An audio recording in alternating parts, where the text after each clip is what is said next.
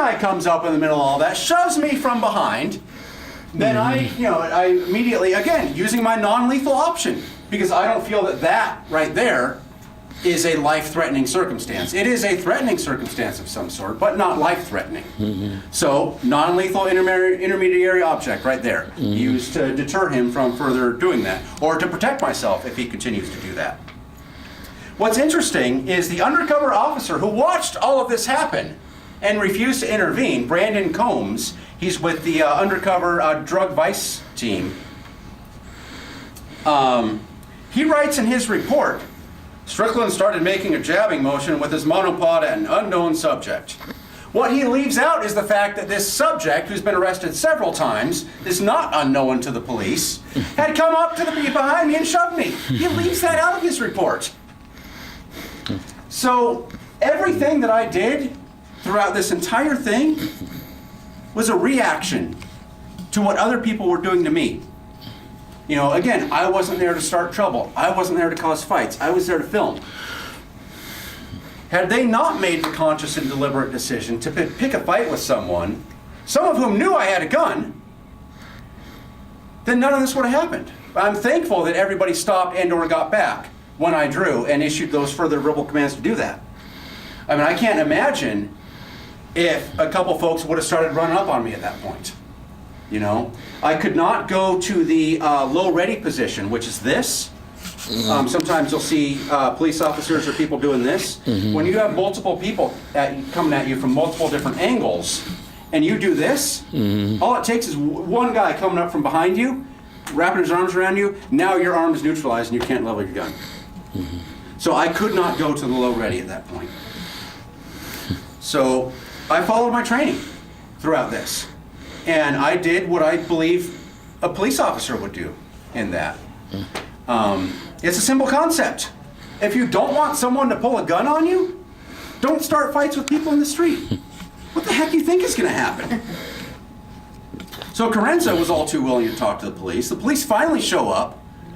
They jump off their paddy wagon with their guns out. I follow their commands. They yell at me to get on the ground. I follow their commands because I don't want any trouble with them. You know, that's just plain stupid. So they didn't care what I had to say. I'm trying to explain, yeah, these guys surrounded me, they were attacking me, I was trying to get away, I acted in self-defense. They didn't care anything about what I had to say. I said it's all on video, you can look at the video on my camera. They didn't care. They didn't want to look at the camera. So one of the officers there, they formed a line with a number of riot cops as they were taking me into custody. And there were a number of people who were still kind of in trail, including Carenza, who's still in tow on all of this. This officer says, instead of saying, who saw what happened? Are there any witnesses? Did anybody tell me anything? No, he's not saying that. He says, who was menaced by him? Were you targeted by him? He points directly at Blue Hair. Says, were you targeted by him? It's not who saw what happened. It's not trying to gather evidence. It's who was targeted.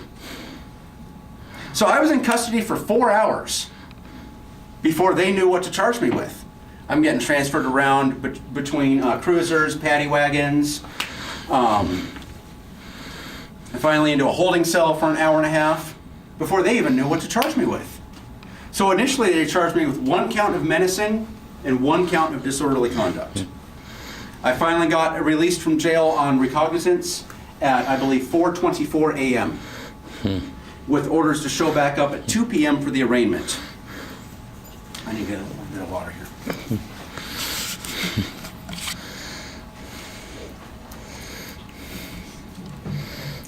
So I show up at the arraignment. By that point, people have already started raising legal funds for me.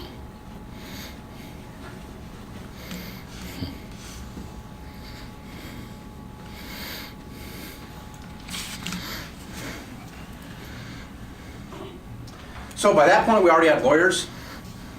And so we get there, 2 p.m. Kate Molina is the deputy district attorney who's doing the arraignments that day. She informs us she's now upping this to felony charges of unlawful use of a weapon. And we get in front of the judge, and she pulls out this phony police report that I didn't even know existed filed by a guy named John Slaughter. Now, it turns out he and I had actually been to several events at the same time in the past, but my only real interaction that I could recall with him was at the vigil for the Orlando shooting victims, which was about a month before this. I think it was June 12th. This all happened on July 7th, 2016. So June 12th, about 3 or 4 weeks before this, I was there filming the Orlando nightclub vigil. You know, again, I'm not there to cause trouble. I'm not there to mock anyone. You know, it's an absolute tragedy what happened down there in Orlando. Some of you guys might remember that's when, I guess it was a radical Islam guy had busted into the gay nightclub in Orlando and started shooting people. Absolutely horrific. You know, I'm certainly not going to go to something like that and mock people or make fun of people. You know, my objective on that evening was to put together a package from the thing. It was a huge crowd at the Orlando vigil. And shop it to the news networks, see if anyone wanted to buy it. So John Slaughter and a bunch of other people decided to get in my face, scream and yell at me at this thing. I did not feel that my life was in danger at that point. It did not escalate to the level of what happened at this. Also, there's a row of police right there. So there were some people giving me guff, John Slaughter being one of them. Screaming into my camera, screaming his phone number into my camera, telling people to call him. Screaming his phone number, saying that he's the basketball coach at Portland Community College. So I did end up selling that video to vidmax.com. So I show up to the arraignment. This guy had filed a police report, John Slaughter, claiming that I was sending him threatening race-based text messages, voicemails, and that I had driven by his house one night with my hand in the shape of a gun pointing towards him. I barely know who this guy is. I didn't care who this guy was at that point. I'm not going to go out of my way to do that. I don't do that sort of thing. I was a news videographer. You know? So he's also claiming in this police report, complete conjecture, that I have ties to all these white supremacist groups. He calls me a white nationalist anarchist in this police report. So Kate Molina is reading this out loud in front of the judge. She's reading it as fact, with TV cameras rolling, capturing the audio. I never even heard of this police report. I was never asked about it. They never asked me anything about it. So I'm looking at my attorney going, what is she talking about? So the district attorney uses that as justification to up this to felonies and put a $250,000 bail on me and throw me into jail. And then news is broadcasting, oh, violent white supremacist guy who pulled a gun on protesters. Because my video angle is the only one that shows the initial attack. That was immediately seized by police. I couldn't get that out. So the only thing the news showed was the 7 seconds I had the gun out. They didn't include, the video news journalist who had a mob of people coming after him. No, they didn't include that. Just like with Billy Wilson up in Vancouver. They don't say that his truck was surrounded, people were throwing rocks at him. They just say the guy who drove through protesters in Vancouver.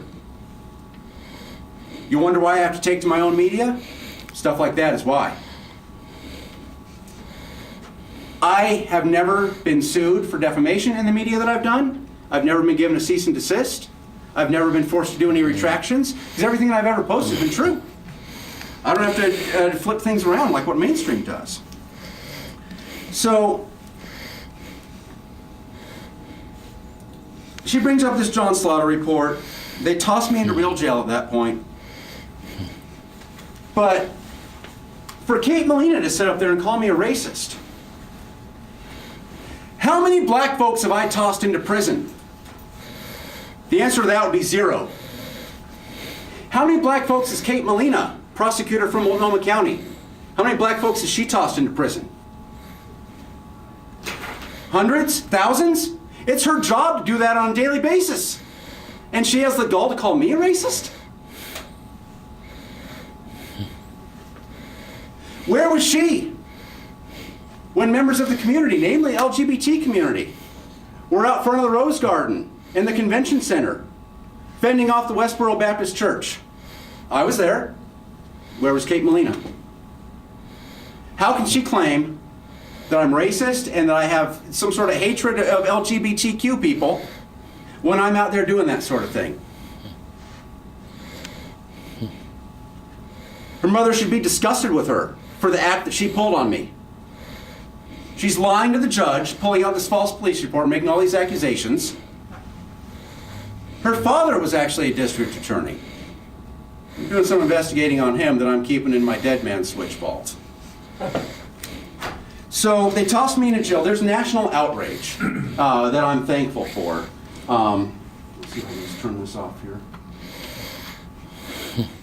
Oregon Firearms Federation were raising funds for me. I'm very thankful for that. You know, I couldn't tell my own story. You know, there were bloggers getting the story out. You know, people donating to the defense fund. But media couldn't wait to hang me with all this false stuff about me, because I was out scooping media all through 2016. I was at some of the same events they were at. They decided to not run the story. I'd run the video, it'd get hundreds of thousands of views. I'm out scooping them on everything through 2016. So in jail, I was in a good behavior wing.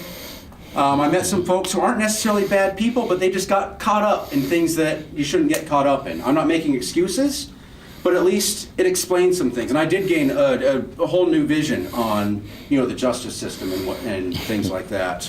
And I think I have a lot in common with the Black Lives Matter movement, based a lot on things that I learned in jail, you know? So thankfully I was able to get bailed out, thanks to Oregon Firearms Federation, Lars Larson, Victoria Taft, countless other people. So I'm then on pretrial release after I get bailed out, after 11 days in jail. I am ordered by pretrial release officer Chelsea Fanua. I am banned from blogging. I am banned from posting videos. This is my job, by the way. She's banned me from working. I'm banned from speaking to the media. I'm banned from going on Twitter. I'm banned from going to political events. I can't tell my own story. If I were to do any of those things, I'd be tossed into jail again and lose all the bail money. Has anyone ever heard of anything like that? Someone having those kind of restrictions on them? Yeah. So in the indictment on me, it lists only vague descriptions of these people. On July 7th, 2016, Stricklin intentionally menaced a man with a blue backpack and black pants. No names, just vague descriptions. Now, I've looked through 100 indictments since then at various different things. Mine is the only indictment that I've ever seen that does not list names. Just vague descriptions. Not even Karenza and Chaddock are named in this thing, who were later identified. So the judge ordered that the evidence be sealed. My video, my first-person video, which is the only one that shows the attack, sealed evidence, public can't see it. The Hatfield surveillance videos that shows the mob gathering up, formulating their plan, sealed evidence, public can't see it. In the interviews with detectives, Layla Forbes, who I guess is a former student now, she's saying all this crazy stuff to the detectives, saying that I had the gun out for a whole minute, saying that I've showed up to events here at PSU to cause trouble. They spent half hour talking about that. He's basically lying to the judge about all these different things. So when it comes time, when we're getting up to the trial, the judge approved nearly every motion from the prosecution and denied nearly every motion from us. We motioned for change of venue based on a tainted jury because of the infactual, inflammatory, untrue, defamatory things that were out in the media that were perpetrated by the district attorneys themselves. Judge denied that, said that doesn't taint the jury pool. Inadmissible was what happened to me 16 months prior to this. I personally had 2 video cameras stolen from me and I was body slammed onto the pavement. My arm broken in multiple positions, needing multiple surgeries, going through months of physical rehab, and being decked out on oxycodones. I personally had experienced what I thought was about to happen again. Judge ruled that's inadmissible. Does not play into one's mindset, does not play into one's ability to defend themselves being partially disabled. I don't have full use of my left arm. Yeah, I look all right when I'm walking down the street, no one can really tell. I don't have much strength in the arm, I can't lift much, I can't punch people or wrestle my way out of things. My statements to the detectives were ruled to be inadmissible because I told the detectives everything that happened through my point of view, how I was in fear. That was ruled to be inadmissible. The Portland police directives that state that they should have a visible presence at these protests, ruled to be inadmissible. We also wanted the state to cite which part of unlawful use of a weapon they were charging me with, because that has multiple different definitions. They refused to do that. Judge agreed with the prosecution. So he basically didn't allow any of the evidence that would suggest what my mindset was at the time. Because self-defense lies solely in the mind of the person raising self-defense. Not in the mindset of somebody else observing, not in the mindset of someone doing the aggressive acts that the person has to defend themselves against. That's the case, State versus Oliphant and Kenneth Wood. If you guys are not familiar with that case, you three need to get familiar with that.